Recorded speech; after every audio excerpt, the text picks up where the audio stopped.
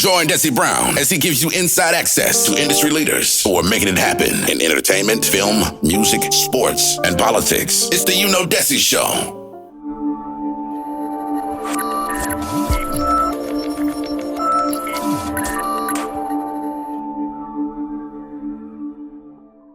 Welcome to a special episode of the Dessie Show. We live, DFW, at one of the hottest restaurants. Super hard to get in. Like, you got to make reservations like a month in advance. You got to make reservations. Like, if you don't know somebody that knows somebody that knows somebody, ain't no way you getting in. But we live at Pangea with my dog, Chef Kev Ashade. What's up, my brother? Hey, what's going on, man? Man, thank you so much for being on the Dessie Show. We've been rocking for a long time, so I really just wanted to sit down with you and talk about your restaurant and all the great things that you've been doing and how you've been putting, Dallas on the map forever. So talk about how you got started, man. Like, did you always want to be a chef growing up? Did you cook? Did you eat a lot? Were you a fat boy? Tell me about that. Man, I cooked all the time. I mean, really, since I was been able to, I'd say 6, 8 years old, I'm working with my, my mom all the time, cooking in the kitchen or watching her. Yeah. And I started watching. I was playing football. I watched Cartoon Network and I watched Food Network. That was my 3 go-to situations of learning how to cook. And then Emerald, of course, was my number 1 go-to guy. Yeah. So you a young cat, because you mentioned growing up with the Cartoon Network. So you got to be a young cat to you know what I'm saying? Because we didn't have that many channels. The Cartoon Network wasn't popping when I was young. So how old are you, man? Because you're a young cat. I just turned 33. Yeah. So last month actually, on the 22nd. So cool. So yes, I'm still young, but I've been there, done that. I'll say I'm a young OG. If you want to put it that way. Cool. Now talk about, because I know you're from Dallas. You were born in Parkland, so you Dallas. Yeah. You know what I'm saying? So talk about that part, because I know you spent some time in the UK. I know you spent some time in Nigeria, some time in the colony. A few different places. So talk about that part. So I was born here. Of course, I lived in England and Africa. English is my second language for a lot of people that don't know. So I was in Nigeria for a while. I moved here and started going to school, the colony, as he said, graduated with Dan William. Around that era, I think it was about 2 years older than me. Otherwise, after that, graduated, went to school at CIA, Culinary Institute of America in New York. Hyde Park, that's upstate. It's the number 1 culinary school in the world. You can look it up. But otherwise, came back here. Traveled all over. To Spain, Italy, France. Came back here. Came back to New York City. Worked through New York City.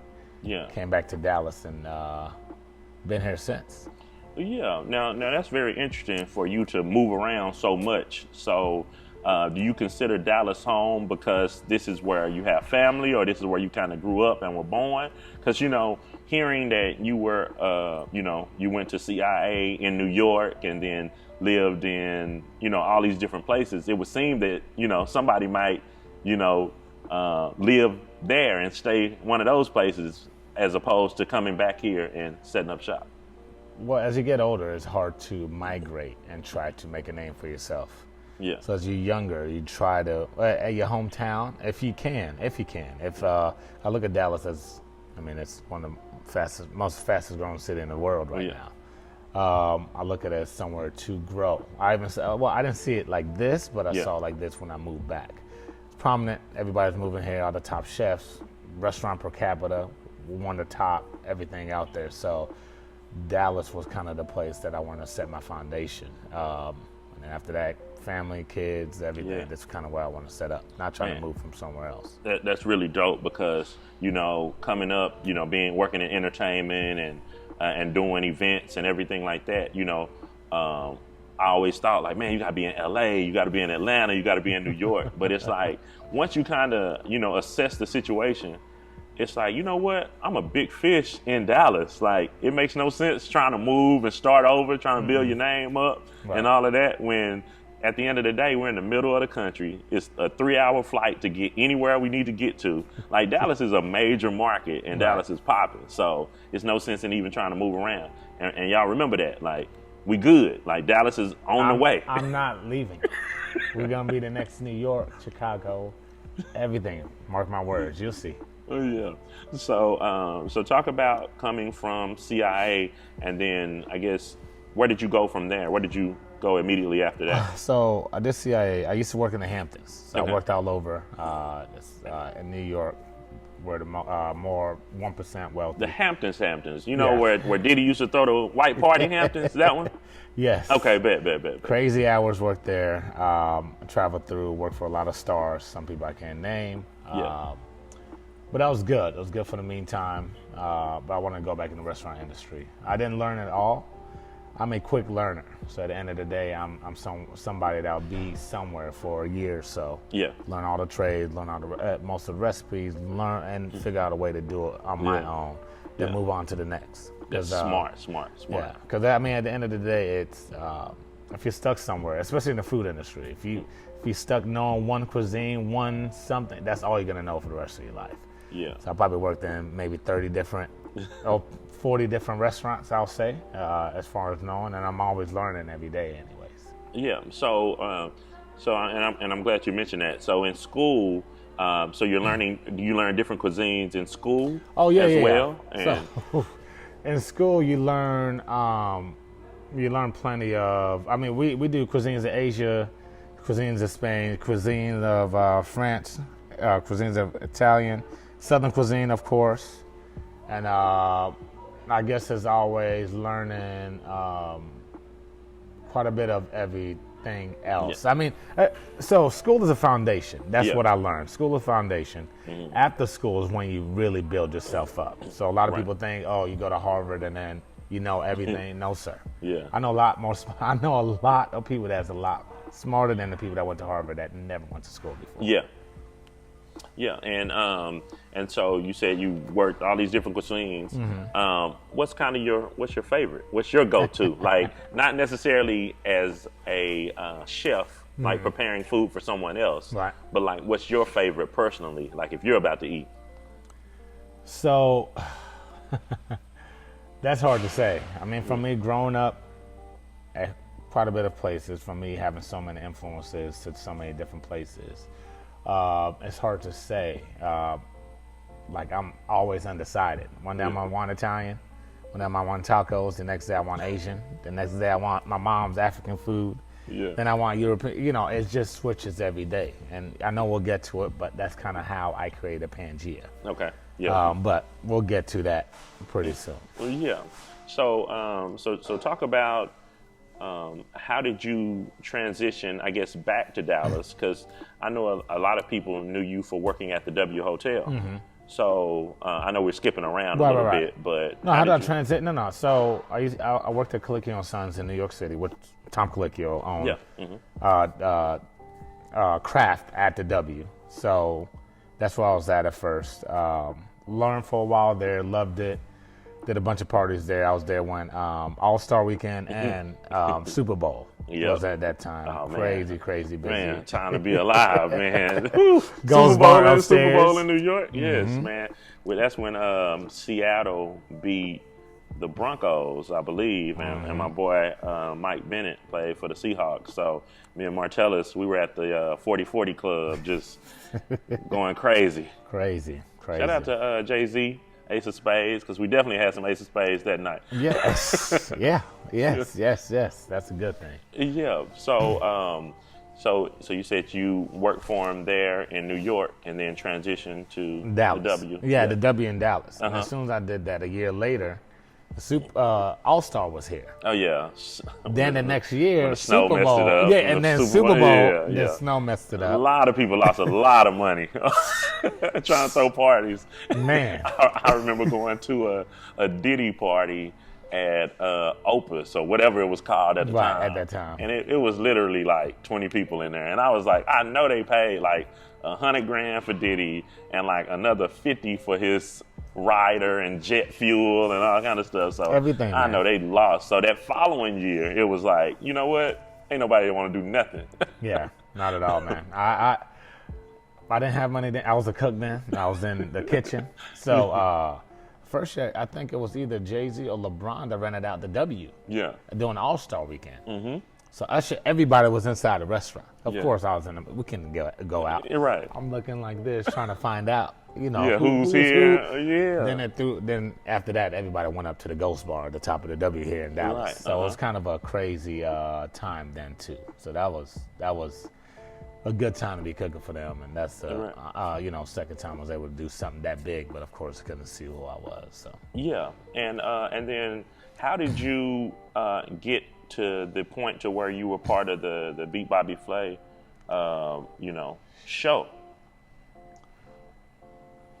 Oh man, Cat done did so much, I don't even remember stuff. Man, popping. I'm trying to. No, I was just doing catering then. That's right. I've been a bunch of restaurants after. I was just trying to figure out what era we were in. Yeah. I was catering then. I was still doing catering, and throwing events, throwing parties. And one day I'm just like, hey, let me see, because all the cooking shows always contacted me, but some of them you don't want to do. Some of them you do. Because some could be like kind of mess up your reputation if it's the wrong one, correct? Or you're gone for 2 to 3 months. With no pay. Gotcha. Yeah. With no pay, no nothing. So it's just a situation where we just have to. You have to know where you're coming from, because they're not gonna decide. You got student loans, you got car note, you got this. They're not paying that. Yeah. So if you lose, so you only get the money if you win, like. Oh man! They pay for your flight.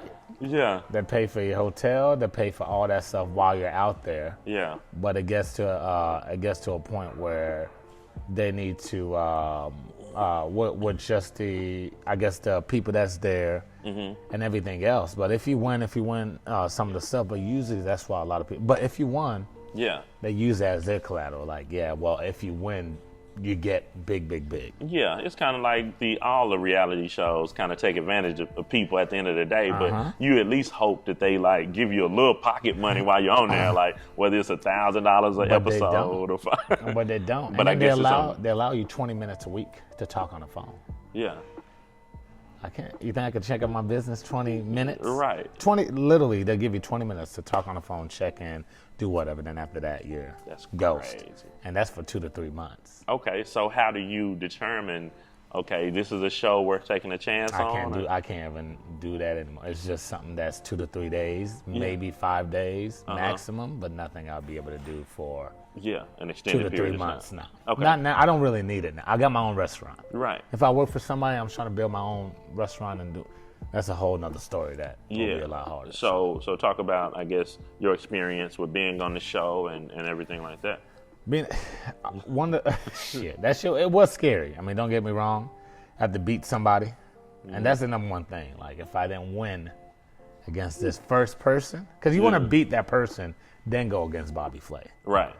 But if you lose against that person, you don't want to get to go against Bobby Flay. At least I wanted to be like, okay, you know what? I'm going to go against Bobby Flay, and I'll be good. Yeah, because you can at least use that from a marketing standpoint. You can say, okay, I was in there with him, and then, you know what I'm saying? Like, not even thinking, and of course you're going to be confident, but you may not even be thinking like, what if I actually beat him? Like, I just need to be in the same conversation, Exactly, and that's the thing. Like, you just want to be that person that actually beats Bobby Flay or goes against him.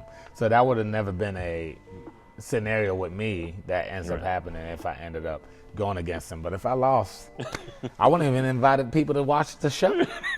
Right. Yeah. And how long? And I guess it goes on forever, because that's always part of your story. Because I was gonna say, how long does that high kind of last in the industry? But like, I still hear people talk about it like to this day. Like, and what year was this? 2016. Yeah, so I definitely still hear people like, say if they'll say Chef Kev, like you mentioned earlier that there's, other shows. I'm sure Chef Kev's all over the place. Right. But they go say, Chef Kev, the one that beat Bobby Flay. So the number one thing about beating Bobby, I didn't win any money. People think there was no money won. Of course, they pay for plane flight and the 2-day hotel room. I got back in the plane flight. right back to work. Yeah. But the notoriety, man, and beating the best of the best. Right. That's what. Oh, trust me, I don't give. If you paid me $50,000 then, it wouldn't amount to how much money I made now. Based off of that. Based off just saying that, there's a lot of things I don't even have to do anymore. Yeah. Because I beat Bobby Flay. Yeah. Like I don't need to. Oh well, hey, can you do me a tasting? Then no, I beat Bobby Flay. Right. Like, you know the food is good. Like and that's great because it's a part of leveling up. Right. When you're trying to make it, you're really trying to make it, and it doesn't matter what industry you're in. You know what I'm saying? Like me for marketing, so, it gets to a point to where like. It ain't trying to make it no more. Now it's either you know or no or don't know, and it's either you go pay this price or you not go pay this price. That's like, it. And if you don't, that's cool too. But I'm not gonna waste my time trying to convince you that I know what I'm talking about. Like it's no use. It's like, hey, ask somebody. and that's the thing is, it's. I mean, people. I know my price. Yeah. And I know what I do. I mean, I can't do the stuff that I did 10 years ago, and you just feel like I'm still the same. Yeah.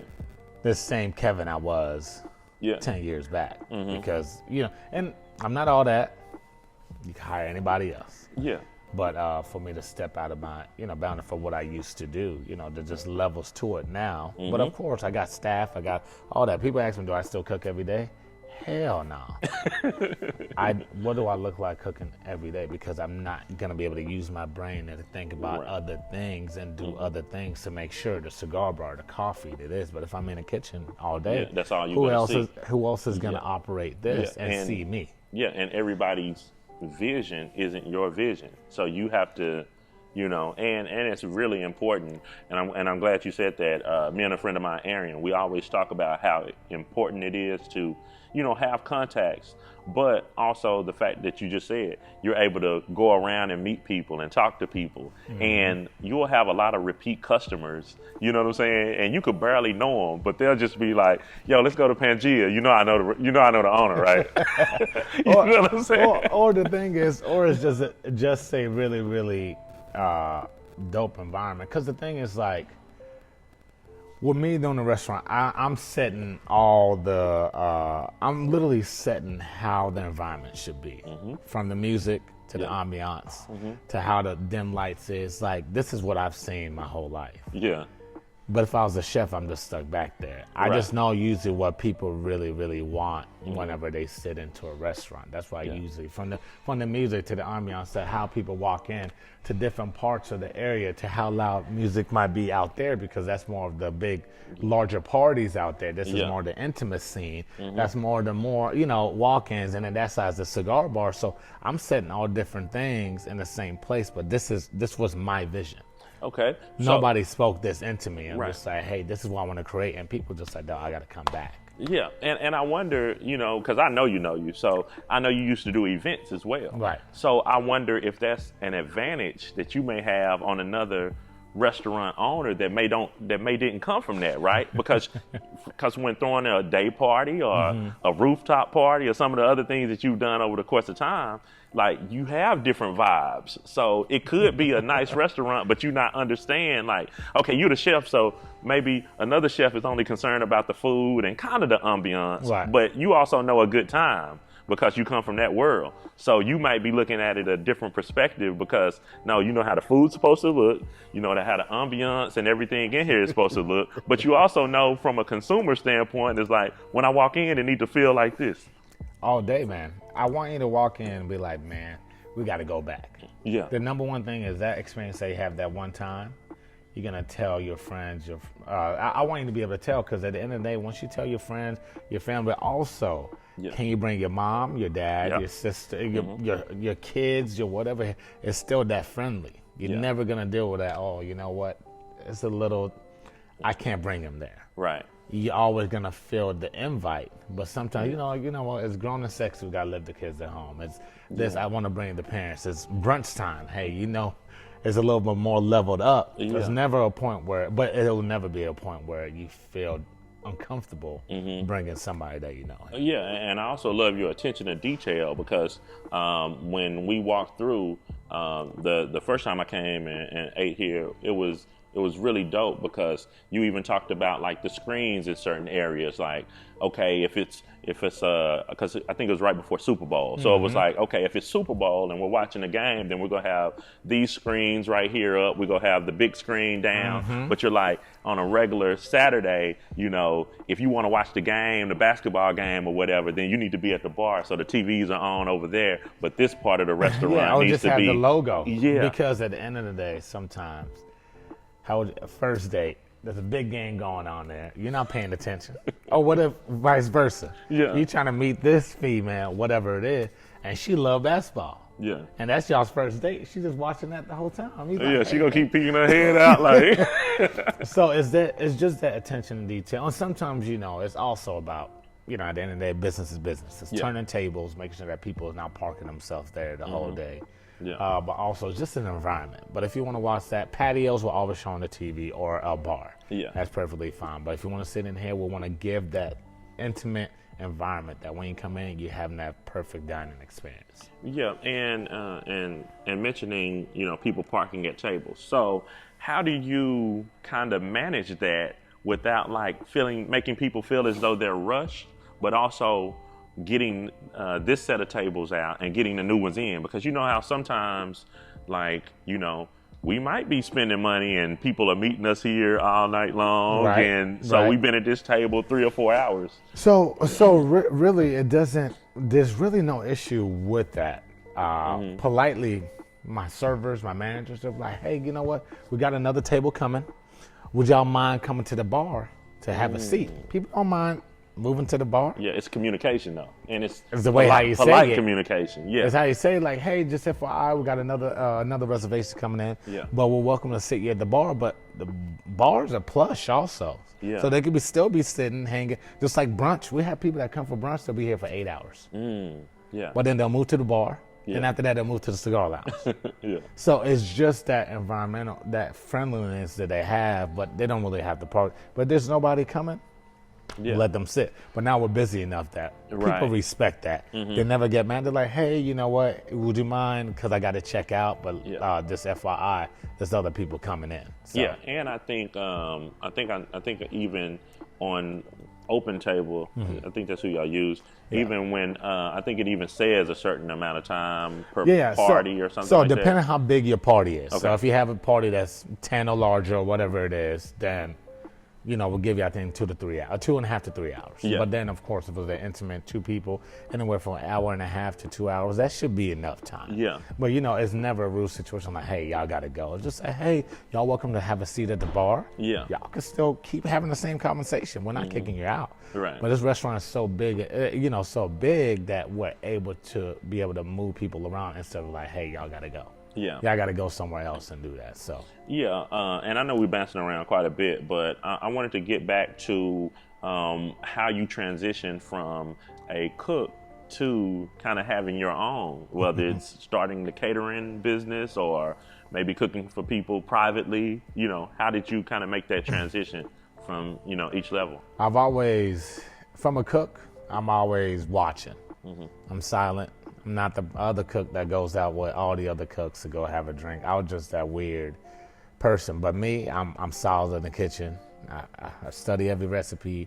I come in and I get out. I learn, and of course I'll go out, hang out with my friends. But I just try to keep that my work at work, and then family and friends at home. Yeah.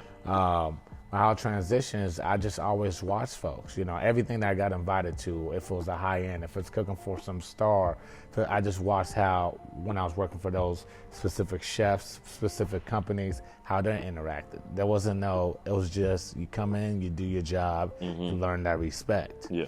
And then after that, I got on with the right people. People started introducing me to some people. Yeah. I use that same, Mello does not know, hey, let's take a picture. Yeah. You can't do that. Yeah. I'm not. It's just hey, you come in, it's a game, and then they'll kind of wonder like, he didn't even ask me for a picture. Yeah, they didn't even want to post a tag. I've cooked for the top, very, very VIP, but it's just it's that more respect. They're like, and then after that, they call me back, and then I start meeting all the other friends, and then it starts being like, hey, that shit does for you. Can I have his info? Yeah. And then after that, because they're like, hey, he didn't even really talk to you. He said hi, how's everything, and that's it. Yeah. And then that's how I gained that mutual. And then I started using that throughout. So even when people, can you introduce me? I was like, no, I cannot introduce you to no one. Yeah. You just got to find it, unless if it's, if it's something that's that important that will benefit them also, then that's kind of what I bring in. But it's just that mutual respect that you got to have. Yeah, and it's funny because mine is kind of the same way, like from a standpoint of doing marketing and people wanting you to introduce them to certain people. And it's like, I'll do a natural introduction, but it's like, I'm not about to like, okay, let me call them on three-way. Like, it's ways that you do things. Some people think you could just, it's like, no, I got his info. Yeah, but I can't give it to you. Yes, if we like, what part of the game is that? Like, but and it's always funny because I always say that people the closest to you never ask you for anything, but the people that barely know you ask you for everything. Yo, kid, I got 20 people I'm trying to bring through. And I'm like, huh? And then those are the same people that won't be coming to the restaurant and supporting all the time, but they want to get them for free. I peep game. I peeped a lot of games, especially in this. But I love it. I mean, at the end of the day, I just watch. I don't have to say anything. I just look at you and laugh. I just look at you. I'm a silent mover. Yeah. So I try not to be loud with it, especially when it has to do with business. That's kind of just how it is. Yeah, and I like that you said you learn the business and you try to learn different things about different cuisines and things like that, right? Because, as Black people, a lot of times we try to figure things out kind of the hard way, right? So we may say, okay, I want to have a construction company and I want the city of Dallas to be my client, and we trying to figure out how this company over here got the contract. Like, well, actually, if you do your research, you know that the guy that owns that company used to work for the city. And so he used to work for the city for 10 years and met everybody and know the process, then went out and started his own, and now the city is his client because he know what they're looking for. You know what I'm saying? Like I 100%. You can find out everything if you within the company, but if you Joe Blow coming up trying to find out, like, and I'm sure you may mentor people in a way, but I'm sure somebody will learn a lot more from you if they applied and ended up working here, as opposed to just coming in like, oh, you trying to, I want to open up a restaurant. And they say, can I take notes? No. What? You didn't have time to just sit here and tell you just give you all the positives. Just give you all the game? Like. And people, later on they understand. But people later on, they're like, okay, I get it, But it's not even about that. It's like, hey, man, it's not that easy. Some people that ask me, man, I want to open up a restaurant. No, you don't. You don't even understand. You would close down in a year. You're right. It's because they just don't understand. And it's one of the hardest businesses.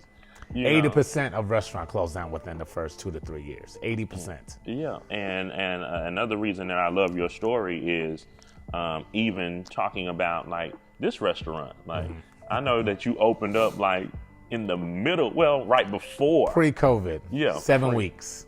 So 7 weeks. Yeah, January 24th we opened. March 11th we shut down. Okay, so talk about those that first, I guess those first 2-3 weeks when you pop in, and then all of a sudden, because for a minute people didn't realize that things were really getting shut down. Because I run clubs. I was at Pangaea, so it was like, oh, we'll be closed for this weekend, and then it was like, and even with the way we were getting information, it was like, okay, well, we're closed for 3 weeks.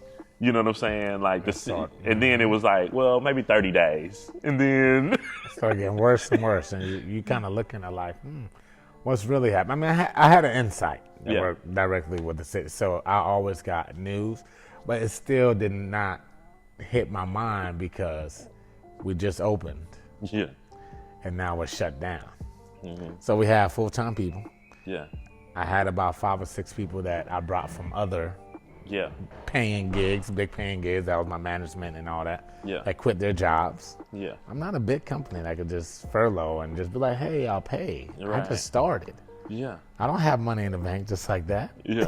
Like these big companies that some of them came from. And then the crazy thing about that is some big companies took the check and have no intentions of ever opening back up. At all. They just took the check to cash out. Exactly. So. And that's the thing, it was hard to explain because, some of our folks, they don't have money like that. Some of our folks were, immigrants that came from it. So they don't have the resources, the government, stuff that was backed out like we did. So it was hard to kind of see that. Yeah. So especially with us being shut down, I couldn't do anything. I was just like, hey, I was lost for words. I'm like, hey, I can't. And then some, it was just messed up for some people that was just like, hey, man, well, my apartment is trying to kick me out. Yeah. I can't do anything. Yeah, my money's tied up. Right. And I got a multi-million-dollar building. Yeah. Rent then pause. They paused for a little bit then. Yeah. But they said that they want it back. Yeah, at some point they still want their money. I want my 3 months back that I haven't paid. That business is business at the end of the day. Some people did not understand that. So that's kind of what we done with now. So and then talk about the transition. So how long were you closed to when you were able to open back up, and also what had to change, because now when you're opening back up, you can't pack people in the same way. You got to space tables out, So our place was originally built in a way for that. We had the booths, but of course we had to skip the booths. But it's a good thing that we're so big. We had 3 patios. Yeah. But that's one thing that really helped us. We didn't open up till we were back at 75%. Okay, yeah. Because even our margins, food costs is 20%. So even if we try to open up at 25%, it makes no sense. Right. I still got to pay employees. I still got to buy product. I still got to do all that stuff. So we waited till we're at 75%, which was right before Juneteenth. And right before that blackout, it was Blackout Tuesday, then Juneteenth, and all that stuff happened. It was crazy busy. Yeah. We're at 75%. So it was, and then so many people found out about us during quarantine, and everybody wanted to support us, and it's just been a thing that has been a blessing. I mean, at the end, trust me, it's been a blessing. That's all I gotta say. It was one of the hardest thing I ever had to deal with. Yeah, furloughing everybody. We had over 60 employees then, and I'm the last one in charge. Right. I couldn't ask anybody. Yeah, I don't have investors. Right. I don't have somebody that could be like, hey, can I get some money to pay? I didn't have nobody. I was the backing. Yeah. I was the bank for everybody. Yeah. But I didn't just have it. So that was one of the hardest things I had to do, was dealing with my employees that didn't have nobody else to go to. Gotcha. And then, just speaking of just running a restaurant, period, right? So going from just being a chef at someone else's restaurant to running your own, how was the transition with like figuring out how much of, I guess, each item to have, right? Because, you don't know today if you go sell out of the Cajun Pasta that I love, by the way. That pasta is amazing. So, you might not know if you go sell this pasta today or sell more of this. Like, how do you kind of... We had to build up to it. At some points, like, we get deliveries all the way from Monday through Saturday, till Friday. Okay. And it was Monday through Saturday. During COVID, actually, it was Monday through Friday. That's it. So we prep what we can, got everything together. As time goes on, we kept having to up it, because by Sunday at 5 o'clock we're running out. People, mad, but it's not that we don't have it. Yeah, we're so busy, people just buying it all. So by Sunday, people like, I got to come on Saturday. Sometimes Saturday we're running out, but week by week we kept buying more, and now we got to a point where we can't even buy enough. Yeah, it's getting to a point where we have. But, you got a 2-day situation. By then, we're already prepping more to make more, so we always have just enough. But we might run out, let's just say, the last 2 hours on Sunday of 1 or 2 items. Not everything. You still have over 50 items on the menu. Right. But we might run out of 1 or 2 things. So that's kind of what we try to keep. and that's getting me into a whole other conversation. So, and it happens at every restaurant. Right. But of course, we as Black people, we always pay more attention when it happened at the Black restaurant that they, one day I went to a turkey leg spot and they ain't had no turkey legs. And I'm like, oh, that's big, but that's big. That's big. I'm like, hey, I ain't got no turkey legs. It's like, we got fish. I'm like, but the place called Turkey Leg, whatever. You know what I'm saying? Right. That is big. So talk about your experience, because you might be at Craft at the W and y'all run out of something, but people aren't holding y'all. Oh, they're not gonna be like, okay, can I have something else? No. They'll raise hell. Hold on, y'all run out of this, and this. Yeah. Oh no, what? And they'll go on. Online, yeah. So talk about the experiences from being at a Craft when they run out of something to because I feel like Black people, we are the worst with Black restaurants, because we can go to, wherever else and have a bad experience and then just okay, that was just that day. But then we right back because you were at Ocean Air for a while too, right? I was at Ocean Air too. Yeah. I mean, same thing. We ran out of stuff all the time, but it wasn't a big deal.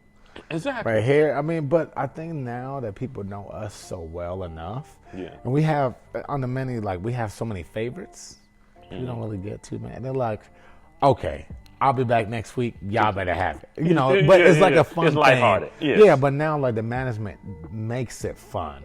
Yeah. But hey, I promise you're gonna love this. Yes. So then, if you're able to like switch it that way, people are not gonna be as mad. So if you came in for the lamb shank, just like, try the filet Argentina. Yeah. And then they love that. They're like, you know what? That was phenomenal. Yeah. But hey, you know what? For us right now, we're throwing a cornbread, or some that we're known for cornbread, whatever. And they're gonna love that. And then after that, they forget about it. It's all about trying to fix the problem instead of just saying, "Hey, I'm sorry, I can't help you." Exactly. Yeah. Fix the problem. We'll try to give them a better. Man, that's very, very that's key. it. Because I used to be Tom Joyner's assistant, and so that was the thing, right? You could he might want to get into a certain restaurant, but it's Saturday night or Friday night, so if you late, you probably ain't gonna get in that restaurant. And I can mention his name as much as I want, but sometimes it don't work. Nah. So instead of just saying, yo, it's not available, you gotta be like, yo, I couldn't get you in there, but we in here. And it's like, oh, okay, all right. Right. Oh, hey, I got this other spot for you. We have someone at the bar that is able to. And that's all about making it better for the customer. It's not like, hey, I'm sorry, we don't have any space for you. Yeah. So now just like, hey, I'm so sorry. Let's do this for you. Since we can't sit you here, let's try to sit you here. Let us know if you like it. But once they get up, we can move you. But I'm sure that you might be comfortable. Otherwise, we'll figure out some way. So we might send a free appetizer, whatever. Right. As long as like, it was our mistake. But if it's just something you're walking in and you can't get in, but you're usually able to find. We have plenty of hostess that will try to find a space for you that's comfortable enough. Yeah. So, so talk about, I guess, going forward. Are you thinking about having one of these in Miami? One of them in New York. Like talk about that. I know it's early, but I still need to. No, sir. Nah. I mean, right now I'm literally right at about 80 employees, and this is 100% mine. Yeah. When you start franchising out, that's when you start having other minds involved, people's money, and that's fine. Don't get me wrong, money is there, but I'm looking for sanity. Yeah. I want to wake up to be able to make my own decisions. But we have 4 different things going on at my space. Yeah, and talk about those. And I also want you to talk about the cuisine, because you mentioned. Oh yeah, how Pangea. Yeah. So I mean, here we just finished building our coffee shop. So that's gonna be opened up in March 15th. So that's a cafe bakery situation. Our cigar lounge that just finished building 2 weeks ago. So that becoming really, really huge. So a lot of people loving that. And then the back patio, a lot of people using that as like rental space. So people do rehearsal dinners, birthday parties, a bunch of stuff back there. So that's an easy way for doing it. And then the restaurant by itself. Yeah. So it's constantly rotating, constantly doing certain things. So it's just always something fun going here. Usually you can always come in here 90% of the time I am here. Yeah. So you can always see me. But now if I start going to Miami and this and that, I start losing that touch. But not just that. The quality is going to start falling. Yeah. You can't control quality. And I don't want you to go to Miami and say, hey, you know what? It didn't feel the same.